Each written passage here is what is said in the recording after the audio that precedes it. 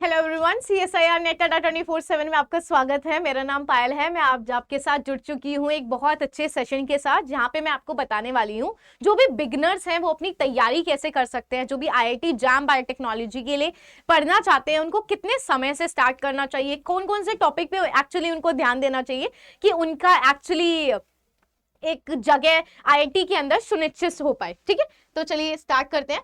और गाइज, अगर आपको इसकी PPT चाहिए जो भी मैंने अभी आपको बताने वाली हूँ, तो आप सिंपली इस टेलीग्राम पर जाके अपने आप को रजिस्टर कर सकते हैं, मतलब आप डाउनलोड कर सकते हैं सिंपली, और वहां पर आपको मिल जाएगा। और कोई भी गाइडेंस वगैरह चाहिए तो आपको वहीं से मैं प्रोवाइड कर दूंगी। ठीक है, तो जब भी आपको स्ट्रैटेजी स्टार्ट करनी होती है या फिर किसी भी टॉपिक के बारे में, कोई भी कॉम्पिटिशन की अगर आप तैयारी करते हैं, तो सबसे पहले आपको पता होना चाहिए कि किस तरीके से पेपर का पैटर्न आने वाला है, किस तरीके से एग्जाम के अंदर क्वेश्चंस पूछे जाने वाला है। इट्स जस्ट लाइक कि आपको गधों की तरह नहीं पढ़ना है, जस्ट लाइक आपको स्मार्ट वर्क करना है। तो आपको सबसे पहले क्या पता होना चाहिए कि आपका एग्जाम पैटर्न क्या होने वाला है और आपका जो सिलेबस है वो कैसे होने वाला है। गाइस, मैंने एक और वीडियो बना रखी है जिसके अंदर मैंने बता रखा है कि एग्जाम का पैटर्न, एलिजिबिलिटी और सिलेबस क्या होने वाला है, और साथ ही साथ वो मैंने अपने टेलीग्राम पर भी अपलोड कर दिए, तो आप जाके वहां पे देख भी सकते हैं। ठीक है, तो IIT जाम BT का पैटर्न क्या होने वाला है, आपके पास 3 घंटे होने वाले हैं, टोटल 100 मार्क्स होने वाले हैं, और टोटल क्वेश्चंस आपके पास 60 क्वेश्चंस होने वाले हैं। गाइस, इसके अंदर आपके पास तीनों तरीके के क्वेश्चंस देखने को मिलने वाले हैं।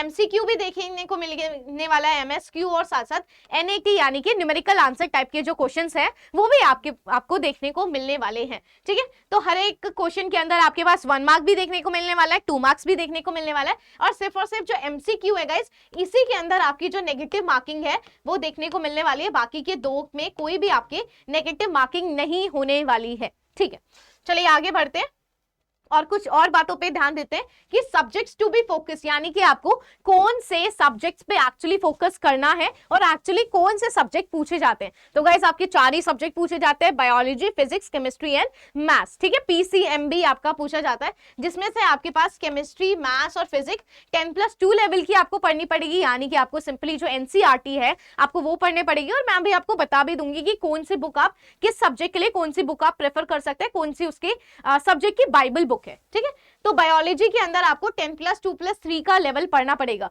तो बात ये करी जाए कि आप किससे ज्यादा फेमिलियर है। बायोलॉजी आप अभी भी पढ़ रहे होंगे, और आपका किससे नाता टूट गया है, जो आपका फिजिक्स, केमिस्ट्री और जो मैथ्स है गाइस, इससे नाता टूट गया, यानी कि आपको इस पे फोकस करने की बहुत ज्यादा जरूरत है। बिकॉज आपने 12th क्लास में पढ़ा होगा फिजिक्स, केमिस्ट्री, मैथ्स, और इसमें 3 साल का आपके पास गैप आ गया, 2.5 ईयर्स ऑलमोस्ट अराउंड आपके पास गैप आ गया। तो इस गैप को आप फिल कैसे करेंगे? सबसे पहले आपको केमिस्ट्री, मैथ्स और जो फिजिक्स है इस पे आपको फोकस करना बहुत ज्यादा जरूरी है। बिकॉज बहुत सारे बच्चे क्या होते हैं, सिर्फ और सिर्फ बायोलॉजी के पीछे पड़े रहते हैं। गाइस, जो आप पढ़ रहे हैं, जो मैं पढ़ रही हूँ, वो सब कुछ हम सबको आता है, बट आप कैसे अलग बनने वाले हैं, यानी कि आपने फिजिक्स, केमिस्ट्री और जो मैथ्स है उस पर आपने अच्छे से अपनी जो पकड़ है वो बना के रख रखी है।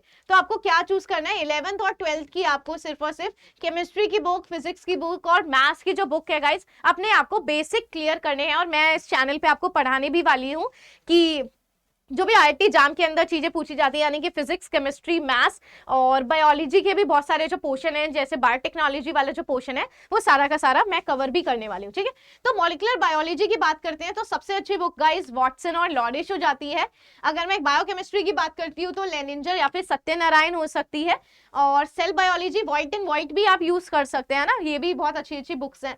सेल बायोलॉजी के लिए एल्बर्ट या फिर आप कूपर को यूज कर सकते हैं। जेनेटिक्स के लिए आप ग्रिफ्ट या फिर स्नस को यूज कर सकते हैं। माइक्रोबायोलॉजी में सबसे बेस्ट तो वैसे प्रेस्कॉट होती है, प्रेस्कॉट या फिर पैलेक्जार, आप किसी को भी यूज कर सकते हैं। और केमिस्ट्री और मैथ्स करने के लिए गाइस आप NCERT की बुक कीजिए, और साथ ही साथ आप एक एक्स्ट्रा MCQ की बुक ले लीजिए, जहां पर आप वीकली प्रैक्टिस करते रहे, या फिर जो भी आप टॉपिक कर रहे हैं टॉपिक वाइज आप एक बुक ले लीजिए, या फिर यूनिट वाइज एक बुक ले लीजिए, जिससे आप क्या कर सकते हैं, जो भी टॉपिक आज आप पढ़ेंगे उसी के अगर रिगार्डिंग अगर आप क्वेश्चंस लगा लेंगे तो आपका रिटेंशन जो है वो खुद ब खुद ज्यादा बनने हुए रहने वाला है। ठीक है, और फिजिक्स के अंदर आपको मोस्ट इंपॉर्टेंट क्या लेना है? SL अरोरा।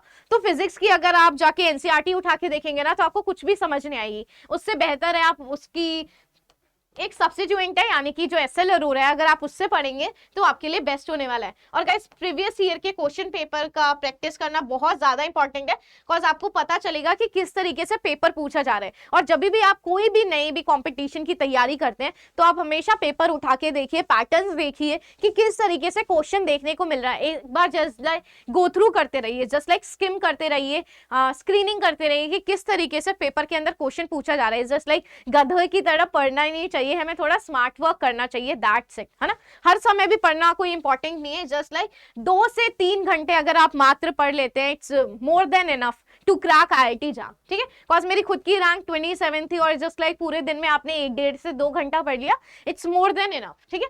तो आपको सबसे पहले कहां से स्टार्ट करना है, फिजिक्स, केमिस्ट्री और जो बायोलॉजी है आपको वहां से स्टार्ट करना है, ठीक है। और इसमें बायोलॉजी से भी बेहतर है, आप अगर आप मैथ्स से स्टार्ट करेंगे तो बेटर रहेगा। तो आपको फिजिक्स, केमिस्ट्री जो मैथ्स है गाइस, वहां से आपको स्टार्टिंग करनी पड़ेगी। बिकॉज बायोलॉजी आप अभी भी पढ़ रहे हैं, आप अपने दौरान भी आपने पढ़ी है, इस 2 साल में भी पढ़ी है, बट आपका किससे नाता टूट गया था, वो आपका फिजिक्स, केमिस्ट्री और मैथ्स था। तो मैं चाहती हूँ, मैंने आपका एक पूरा टाइम टेबल तैयार कर दिया है कि Monday, Tuesday, Wednesday, Thursday, Friday और सैटरडे, इन 6 के 6 दिन आपको पढ़ना है। और हमेशा एक वीक का एक दिन ऐसा होना चाहिए जहां पे आपने जो भी कुछ पढ़ा है आप उसको एज अ शॉर्ट नोट में तुरंत क्या कर सकें, सिंपली रिवाइज कर सकें। और अगर आपके पास समय बचता है तो आप साथ ही साथ क्वेश्चन की प्रैक्टिस भी करते रहे, ठीक है। तो मंडे को जैसे आप सेल बायोलॉजी और फिजिक्स को कीजिए, जस्ट लाइक 1 घंटा पढ़िए। आप 1 घंटा इसको पढ़ सकते हैं, 1 घंटा इसको पढ़ सकते हैं, और हाफ एन आवर अगर आपके पास मिल जाता है या फिर 1 घंटा मिल जाता है तो आप क्या कर सकते हैं, उसी से रिलेटेड जो क्वेश्चन है आप सिंपली उसको प्रैक्टिस कर सकते हैं, ठीक है। मोल बायो पढ़ सकते हैं केमिस्ट्री के साथ, फिर biochemistry and maths, microbiology, physics, यानी कि मैंने फिजिक्स, केमिस्ट्री और जो मैथ्स है आपके पास हमेशा रखा है, यानी कि आपका उस पे जो पकड़ है वो अच्छे से होना चाहिए। बिकॉज बहुत सारे बच्चे सिर्फ और सिर्फ बायोलॉजी के भरोसे रहते हैं, जिसकी वजह से उनकी जो रैंक होती है वो बहुत ज्यादा पीछे चली जाती है। अगर आपको अपनी रैंक अंडर 50 चाहिए, अंडर 100 चाहिए, तो ये बेस्ट टेक्निक है गाइस पढ़ने की, कि आपको फिजिक्स, केमिस्ट्री और जो मैथ्स है उस पर फोकस करना ही पड़ेगा। और आप अपने छोटे से शॉर्ट नोट्स बना लीजिए, जिससे आप क्या कर सकते हैं, तुरंत जल्दी से आप रिवाइज कर सकते हैं, ठीक है। ठीक है गाइस, तो पहले 3 महीने आपने अच्छे से पढ़ाई कर ली, अब आपको प्रैक्टिस करने की जरूरत है ना। अब आपको प्रैक्टिस करना पड़ेगा, यानी कि आप टॉपिक वाइज और क्वेश्चंस की प्रैक्टिस करते रहे। आपके जो PYQs हैं आप वो करिए, और आपको जिसका भी अच्छा लगता है आप सिंपली एक मॉक सीरीज बाय कर लीजिए। लास्ट के 2 महीने में मॉक टेस्ट सीरीज बाय कर लीजिए, इससे आपका टाइम मैनेजमेंट भी बढ़ेगा। आपको पता चलेगा कि आपको कौन से क्वेश्चन को सिलेक्ट करना है, कौन से क्वेश्चन को सिलेक्ट नहीं करना, है ना। तो इससे आपको बहुत सारी चीजें पता चल जाती है। अगर आपको फिर भी डाउट रहता है तो आप मेरे साथ टेलीग्राम पे कनेक्ट कर लीजिएगा, मैं आपको अच्छे से एक्सप्लेन करने की पूरी, मतलब गाइड करने की पूरी कोशिश करूंगी, ठीक है। तो आप फोकस कर सकते हैं टाइम मैनेजमेंट पे, नेगेटिव मार्किंग पे, और एक्यूरेसी को अपनी इंप्रूव करा जा सकता है प्रैक्टिस मॉक लगा के। आखिरी मंथ में आपको क्या करना पड़ेगा गाइस, आपको मास्टर रिवीजन प्लान बनाना पड़ेगा, यानी कि आपको रिवीजन भी करना है उतनी ही तेजी से, और साथ ही साथ आप दिन में 2 से 3 मॉक आपको लगाने ही पड़ने वाले हैं, कि जैसे कि आपकी स्पीड और ज्यादा तेजी हो जाए और वहां के प्रेशर को आप सिंपली झेल सके, है ना। ठीक है, तो अवॉइड दीज मिस्टेक्स, आपको ये मिस्टेक्स नहीं करनी। अगर आप ये मिस्टेक्स नहीं करेंगे तो आपके जो चांसेस होते हैं क्लियर करने के वो और ज्यादा इंक्रीज हो जाएंगे। यानी कि आप अभी से पढ़ना स्टार्ट कर दीजिए, जस्ट लाइक देरी करके भी पढ़ेंगे और अभी से भी पढ़ेंगे तो अभी से थोड़ा सा ज्यादा अच्छे से आपको जो चीजें हैं वो समझ में आएगी, आपके पास समय ज्यादा रहेगा। जब आपके पास दिमाग में बहुत ज्यादा प्रेशर हो जाता है ना, तो आपको बिल्कुल भी चीजें जो है वो समझ नहीं आ रही होती है ना। तो आप इग्नोर मत कीजिएगा फिजिक्स, केमिस्ट्री और साथ साथ जो मैथ्स है आप इसको इग्नोर नहीं कर सकते। आप MSQ को स्किप मत कीजिएगा, NAT, कॉज यही 2 चीजें हैं जहां पे नेगेटिव मार्किंग नहीं होती, और यही आपकी जो रैंक है गाइस वो अपलिफ्ट करने वाले हैं। स्टार्टिंग विदाउट रिवीजन कोई मतलब नहीं है, actually revision is the key to success. अगर आपको सक्सेस चाहिए तो you have to revise many times. Ignoring test and taking strategies, मतलब आप जो टेस्ट है उनको आप इग्नोर कर रहे हैं, उनको अच्छे से एनालिसिस नहीं कर रहे। टेस्ट देने का मतलब ये नहीं कि आपने सिर्फ दे के छोड़ दिया, आपने मार्क्स गंदे आए तो आप डिमोटिवेट हो गए। आप उस टेस्ट को देखिए कि मेरे को क्या पढ़ा हुआ चीज भी गलत हो जा रही है, जो आपने नहीं पढ़ा उसका तो कोई तुक ही नहीं बैठता, बट जो आपने पढ़ रखा है अगर वो भी चीज गलत हो रही है तो आपका रिविजन के अंदर बहुत ज्यादा कमी है, ठीक है, फाइनल मोटिवेशन यही है कि गाइस कि आपको हमेशा स्मार्ट बनना है, स्मार्ट वर्क करना है, एंड मोस्ट इंपॉर्टेंट गाइस आपको हमेशा कंसिस्टेंट रहना है। ठीक है, मात्र आप 2 से 3 घंटे पढ़िए, अपने 6 महीने का पूरा अभी आपके पास समय बाकी है, तो आप एक प्लान बना लीजिए कि आपको सुबह 1 घंटा पढ़ लेना है, शाम में 1 घंटा पढ़ लेना है, और बीच में अगर आपको कभी भी समय मिले तो इज जस्ट लाइक अगर आप मेट्रो में ट्रैवल कर रहे हैं या फिर कहीं पे भी ट्रैवल कर रहे हैं तो वहां पर आप सिंपली जो एमसीक्यूज हैं उनको सिंपली आप लगाते हुए चल रहे हैं। ठीक है, so thank you so much. और आप अगर आप मेरे साथ कनेक्ट करना चाहते हैं तो आप सिंपली मेरे साथ टेलीग्राम पे कनेक्ट कर सकते हैं। तो अगर आपको कोई भी गाइडेंस चाहिए, फिर भी आपको चीजें समझ नहीं आ रही, और मैं इसकी जो पीडीएफ है, जो पीपीटी है, वो मैं सिंपली अपलोड कर दूंगी मेरे टेलीग्राम ग्रुप पे, तो आप वहां से जाकर डाउनलोड कर सकते हैं। So thank you so much.